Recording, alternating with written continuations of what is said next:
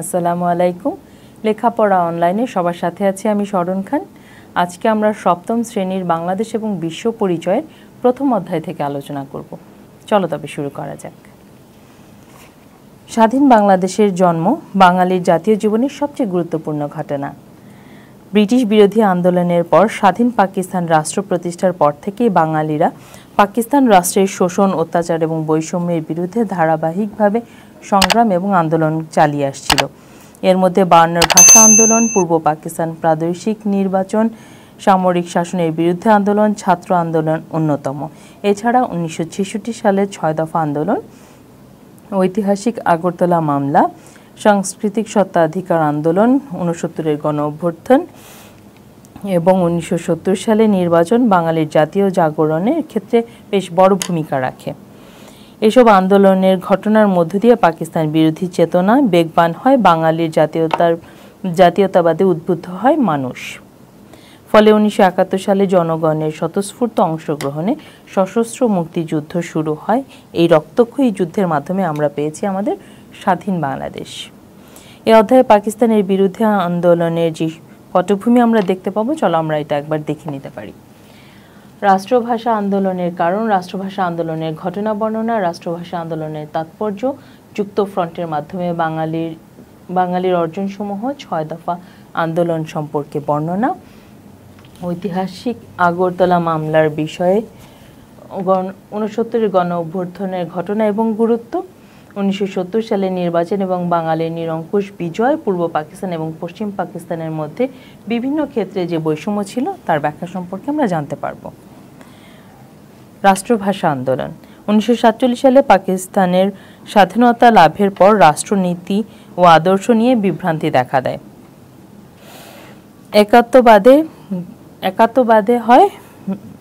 একাত্মবাদতায় ঘটে বিশাল সংকট। একাত্মবাদতা হচ্ছে একমত হওয়া। পূর্ব পাকিস্তান এবং পশ্চিম পাকিস্তান মিলে একমত হতে পারছিল না। হিন্দু এবং মুসলিম এই দুইটি পৃথক জাতি, এই দাবির উপর প্রতিষ্ঠিত হয় পাকিস্তানের প্রধান যুক্তি। দ্বিজাতি তত্ত্বের প্রধান প্রবর্তক জিন্নাহ নিজে পাকিস্তানের স্বাধীনতার কয়েকদিন পরই গণপরিষদকে বলেন, মুসলিম, হিন্দু, খ্রিস্টান, বৌদ্ধ কিংবা পাঞ্জাবি, বাঙালি, সিন্ধু, পাতক্ষান পরিচয় ভুলে সকলকেই এখন পাকিস্তানি হতে হবে। তার মানে তার কথা ছিল যে সমস্ত ধর্ম ভুলে গিয়ে সবাইকে এখন পাকিস্তানি হতে হবে। কিন্তু সেই পাকিস্তানি ঐক্যসূত্রে তৈরি করতে গিয়ে তারা ইসলাম এবং উর্দু ভাষার উপর জোর দেয় এবং অন্য ধর্ম এবং সংস্কৃতির বিরুদ্ধে অবস্থান নেয়। তাদের তৈরি যেই নীতি ছিল সেই নীতিতেই তারা অটল থাকতে পারেনি। বহু ভাষাবিদ ডক্টর মোহাম্মদ শহীদুল্লাহ, এদেশের অগ্রণী বুদ্ধিজীবী এবং সাহিত্যিকরা বাংলা ভাষা এবং বাংলা সাহিত্যে বাঙালির সংস্কৃতি ও ঐতিহ্য রক্ষায় এগিয়ে আসে। এ সময় ডক্টর মোহাম্মদ শহীদুল্লাহ একটি ভাষণে বলেছিলেন, আমরা হিন্দু বা মুসলমান যেমন সত্য তার চেয়ে বেশি সত্য আমরা বাঙালি। এটি কোনো আদর্শের কথা না, এটি বাস্তব কথা।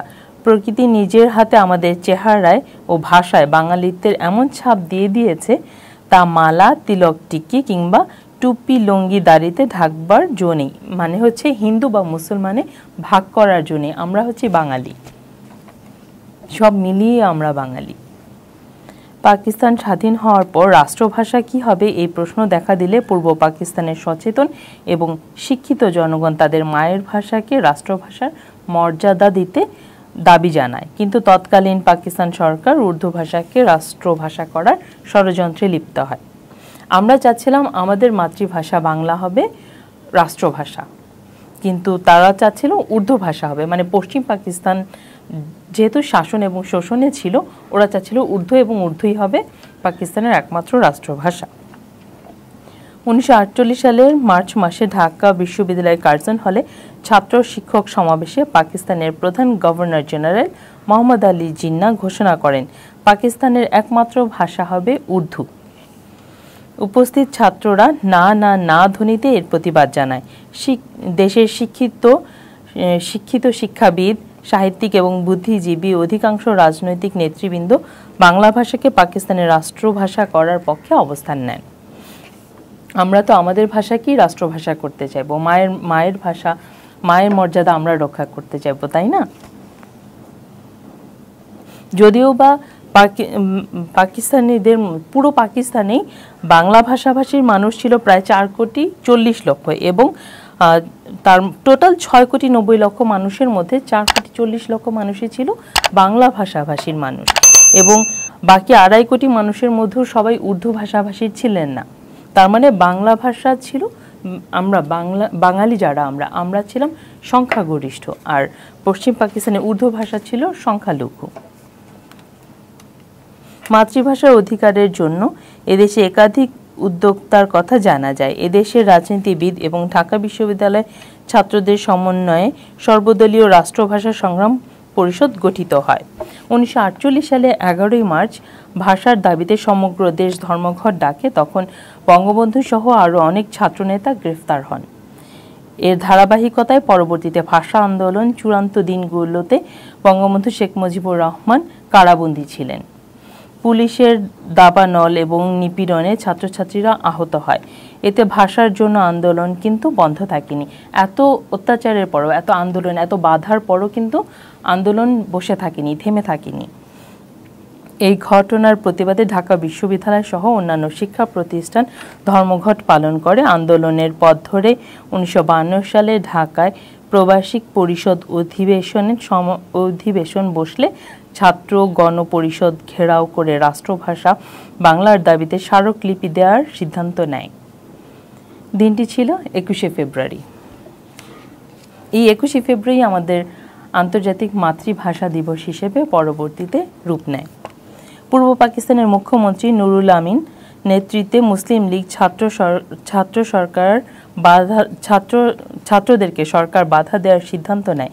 সরকার ঢাকা বিশ্ববিদ্যালয় এলাকায় 144 ধারা জারি করে, অর্থাৎ 4 জনের বেশি কেউ একসাথে মিটিং মিছিল করতে পারবে না বা পথে হেঁটে যেতে পারবে না। এটা হচ্ছে আইনের ধারা, একটি ধারা 144 ধারা।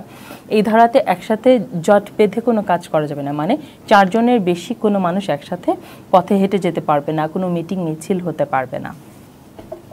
কিন্তু ছাত্ররা এই 144 ধারা মেনে নিতে পারেনি, তারা এই 144 ধারা ভঙ্গ করে। সেদিন আন্দোলন ঠেকাতে পুলিশ অস্ত্র হাতে ঝাঁপিয়ে পড়ে ছাত্রদের উপরে। প্রথমে তারা লাঠিচার্জ করে এবং কাঁদানো গ্যাস ছোড়ে, তাতেও দমন করা যায়নি ছাত্রদের এই বিক্ষোভ। মিছিলের নেতৃত্বে ছিলেন আব্দুল মতিন ও গাজী হক, এছাড়াও আরও অনেকেই ছিলেন, রফিক, সালাম, বরকত, জব্বর, অনেকেই ছিলেন ওই আন্দোলনে। তাদের ঢাকা মেডিকেল কলেজে ভর্তি করা হলে এই আন্দোলনের একসময় তারা যখন আন্দোলনে বিক্ষোভ করেন তখন তাদের উপর কাঁদানো গ্যাস, লাঠিচার্জ এবং গুলি ছোড়া হয়। তখন তাদেরকে ঢাকা মেডিকেল কলেজে ভর্তি করা হয়। এদের মধ্যে আব্দুল সালাম চিকিৎসাধীন অবস্থায় মারা যায়। আমরা যে জানি ভাষা শহীদ আব্দুল সালাম, উনি চিকিৎসাধীন অবস্থায় মারা যান। 22শে ফেব্রুয়ারি ছাত্র জনতা মিছিলে শফিউর রহমান সহ 9 বছরের কিশোর অলিউল্লাহ পুলিশের গুলিতে নিহত হয়। 6 বছরের ছোট কিশোরও এই যুদ্ধে অংশগ্রহণ করে, ভাষার যুদ্ধে। 21শে ফেব্রুয়ারি এবং 22শে ফেব্রুয়ারিতে নিহত হয়েছিলেন আরও অনেকে। তারা সবাই ভাষা শহীদ। আমরা তাদেরকে বিনম্র শ্রদ্ধায় স্মরণ করি প্রতি বছর 21শে ফেব্রুয়ারিতে।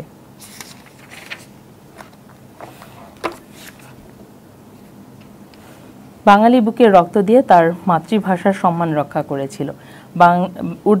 বাংলাদেশের রাষ্ট্রভাষার মর্যাদা পায় আমাদের এই বাংলা ভাষা।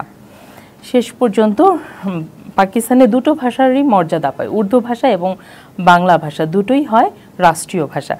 উর্দু ভাষা ছিল পশ্চিম পাকিস্তানের জন্য, আর আমাদের পূর্ব পাকিস্তানের জন্য ছিল বাংলা ভাষা।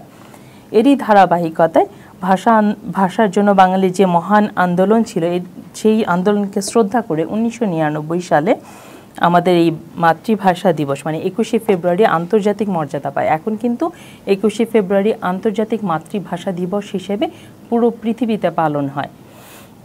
21শে ফেব্রুয়ারিতে প্রতিটা দেশ তাদের মাতৃভাষাকে শ্রদ্ধা জানিয়ে ওই দিনটাতে ভাষা দিবস হিসেবে তারা স্মরণ করে। এবং আমাদের যেই ভাষা শহীদরা ছিলেন, সেই সময়টাতে ওনারা আমাদের সবাইকে স্মরণ করে, আমাদের শহীদদেরকে বিনম্র শ্রদ্ধায় স্মরণ করে। 21শে ফেব্রুয়ারি আমাদের মাতৃভাষা দিবস, প্রতি বছরের 21শে ফেব্রুয়ারি। আমাদের ভাষা আন্দোলনের তাৎপর্য আজকের ক্লাসে এই পর্যন্তই। আমরা পরবর্তীতে যুক্ত ফ্রন্ট নিয়ে ইনশাআল্লাহ তোমাদের সামনে আবার চলে আসব। সবাই ভালো থাকবে। ধন্যবাদ সবাইকে।